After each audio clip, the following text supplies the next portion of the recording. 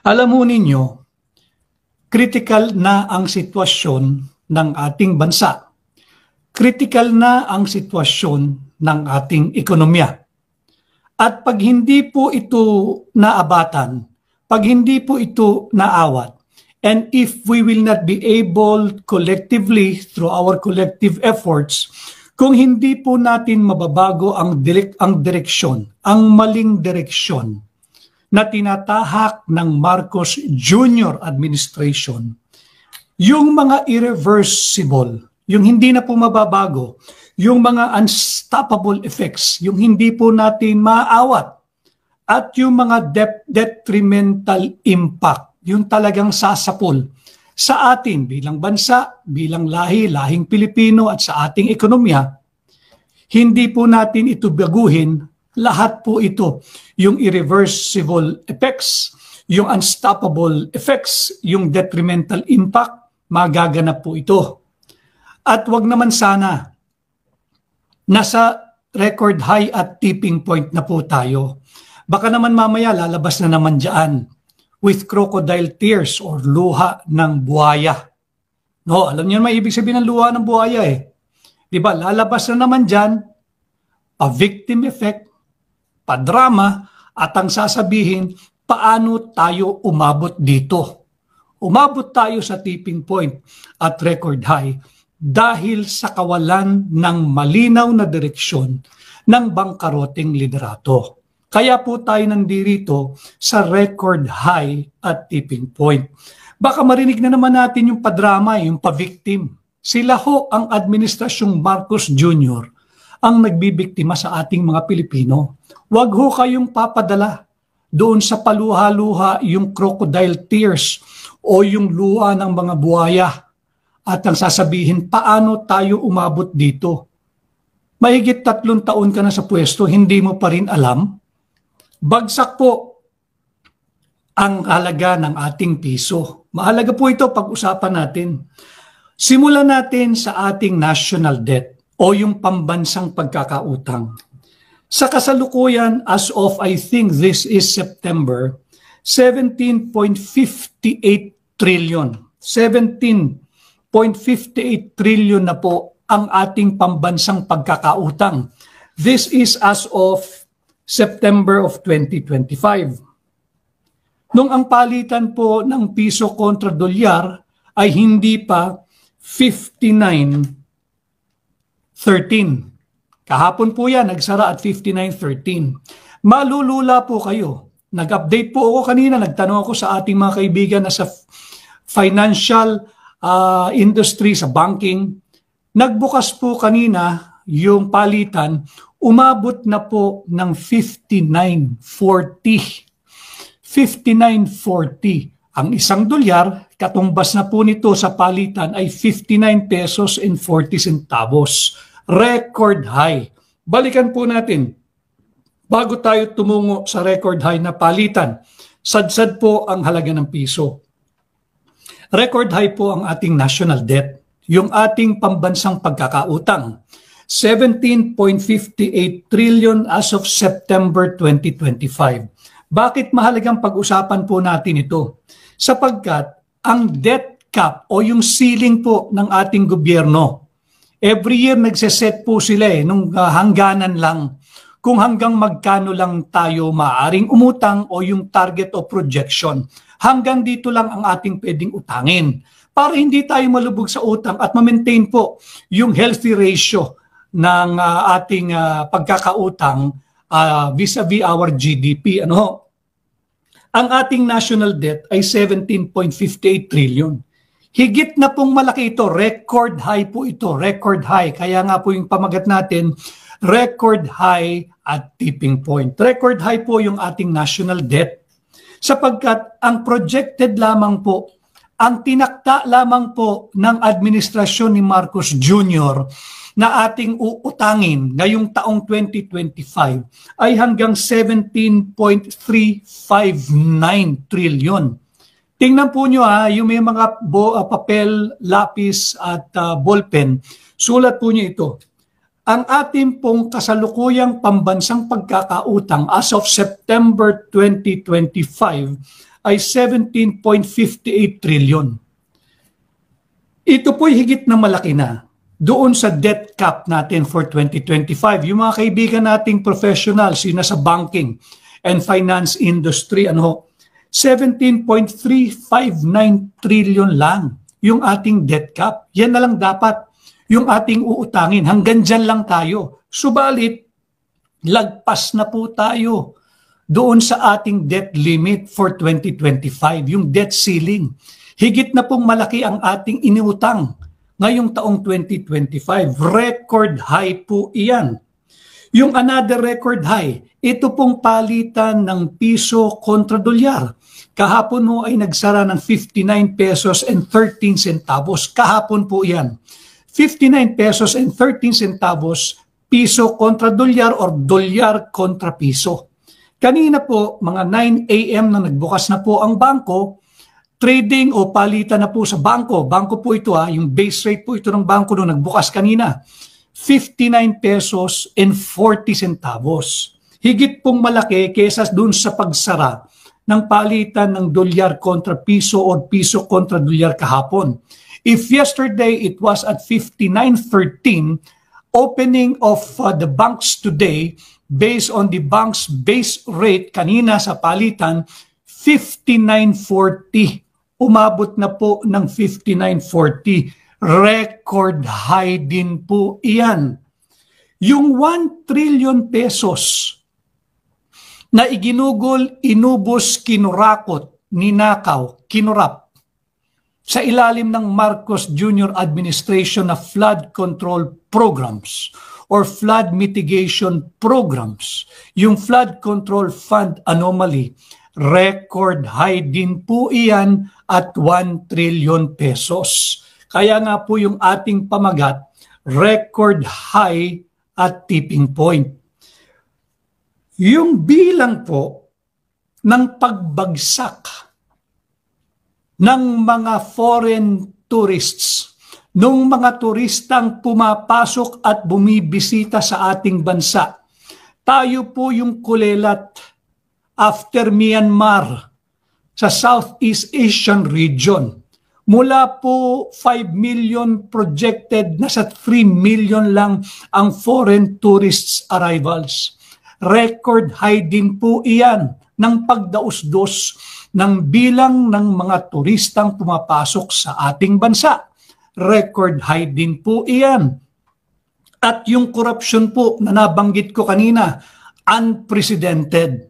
Record high din po iyan, yung 6.325 trillion pesos budget for 2025 na illegal, invalid, immoral, unconstitutional.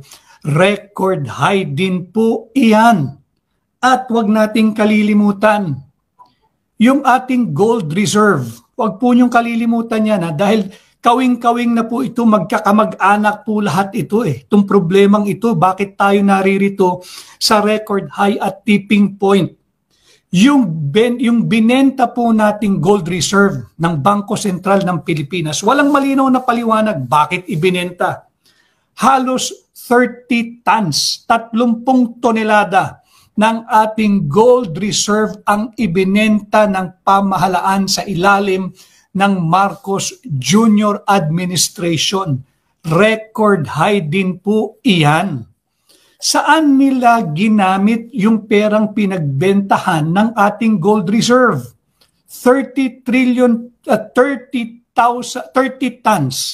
30 tons ng ginto. 30 tonelada ng ginto. Ang dami po nun. Ang una po nilang lame excuse, dahil daw po maganda ang presyo nung kanilang ibinenta yung ating mga gold reserve. Kasinungalingan at pambubudol po iyon. Tingnan po ninyo ang presyo ng bentahan ng ginto ngayong araw. Or kahit yung kahapon na lang. All-time high po ang presyo ng bentahan ng ginto. Kaya hindi po totoo yung ginawang pagsisinungaling at pagpapalusot ng Bangko Sentral ng Pilipinas. Maganda daw po kasi yung presyo ng bentahan ng ginto nung sila ay nag-unload o nagbenta ng halos 30 tonelada ng ating gold reserve. Higit pong maganda ang presyo ngayon. Kaya po luging-lugi tayo nung binenta nila yung ating 30 toneladang higit kumulang na ginto. Record high din po iyan. Sinong bumili? Magkakano yung amount na napagbentahan ng ating gold reserve? We have the right to know. We deserve to know. Bakit ibinenta? Saan ginamit ang perang pinagbentahan? Nasaan na yung pera o proceeds ng bentahang yan? Sapagkat kung yung binenta po noon, sinabi nilang magandang presyo, kung ngayon po tayo bibili ng katumbas na halaga o timbang yung 30 tonelada higit kumulang na ginto, lugi na po tayo, abonado na po tayong mamamayang Pilipino. Hindi ang Marcos Jr. administration. Samantala lang naman ho silang nandyan. 6 years lang naman silang nandyan eh. Or maybe shorter. Depende po sa pagkilos ng taong bayan. So ito pong lahat. Record high po ito. Record high po ito. Kaya ngayong ating tanong, record high at tipping point. Tipping point ng ano? Tipping point. Nasa tipping point na ba tayo ng talagang problema na maaring mauwi sa isang economic collapse or economic meltdown? Hindi po natin gusto yun. Ayaw po natin yun dahil higit na maraming Pilipino ang maghihirap. Ang tatamaan po dyan ay ang middle class, yung lower middle class at yung nasa dulo ng ating lipunan. Yan po ang kawawa. Huwag niyo pong isipin yung mga oligarko. Huwag po niyong isipin yung mga political elites or trying hard to be or to belong to the political elites. Huwag po ninyong isipin yung mga korap na politiko. At hagipin din po natin. Huwag po ninyong ikonsidera yung banyagang impluensya o interes. Hindi po nila mararamdaman pag nagkaroon tayo ng economic collapse or economic meltdown. Isipin po ninyo yung bulto ng mga ordinaryong Pilipinong manggagawa na araw-araw ay nagsusumikap, pumasok sa trabaho, makipagsiksikan sa public transport para lamang meron tayong kitain araw-araw, para naman meron tayong maiuwi na pagkain sa ating hapagkainan, para naman si Junior, si Totoy at si Neneng ay mapatapos natin sa eskwela. Si nanay o si tatay mabigyan natin ng konting luwag habang sila'y tumatanda at ma-address man lamang yung kanilang basic healthcare needs. Huwag po niyong isipin yung mayayaman, hindi po nila mararamdaman yan. At kita naman ninyo, kahapon, hinataw na naman tayo ng pagtaas ng presyo ng produktong petrolyo. 2 piso ang inangat kada litro ng diesel. Ang gasolina, piso at 20 sentimo kada litro. At ang kerosene, 1 peso and 70 centavos per liter. Record high at tipping point. Ito pong paglalaro ng presyo ng krudo, wala pong pinagkaiba ito. Headline din kahapon yung kasunduan ng Estados Unidos at yung 3 member ng ASEAN. Ang Pilipinas ho, from 17% na taripa, nagtungo pa si Bongbong Marcos sa Oval Office ng United States of America para gawing 19%. Ang taripa ng mga produktong Pilipino na papasok sa Estados Unidos. From 17% naging 19%. Ang mas malala, binigyan po niya ng 0% tariff ang mga produktong Amerikano na papasok sa Pilipinas. Wala na po bangkarote po ang ating governance, bangkarote po ang ating liderato, bangkarote po ang tanggapan ng Pangulo. Panay spin, panay propaganda. Ang gusto pa nung una, magpasalamat tayo sa kanya for being a tough negotiator. Dahil 20% daw po dapat yung ipapataw ng Estados Unidos, naging 19% na lang. Yan po ay pangbubudol. Ang katotohanan, from 17% naging 19%. Nagpunta ka pa sa Amerika. Sana nag-usap na lamang kayo sa telepono, wala rin palang nangyari yung pagpunta mo. From 17 naging 19%. Kaya po yung ating pamagat, record high at tipping point. Ano ho? Yung ating pambansang pagkakautang, record high, 17.58 trillion pesos. Dapat po yung ating debt cap or debt ceiling for 2025 ay 17.359 trillion lamang. Matagal na po nating ina-advocate ito, advokasya ito, pinapanawagan, kinakalampag ang Marcos Jr. administration. As early as last year, last quarter of last year, early this year, even during the campaign, we have been calling this Marcos Jr. administration. Kinakailangan tayo magkaroon ng fiscal discipline. Kinakailangan tayong matuto ng austerity. Kinakailangan tayong magkaroon ng belt tightening. Kinakailangan ang target ng pamahalaan ng Marcos Jr. administration ay kung paano mapababa ang ating national debt.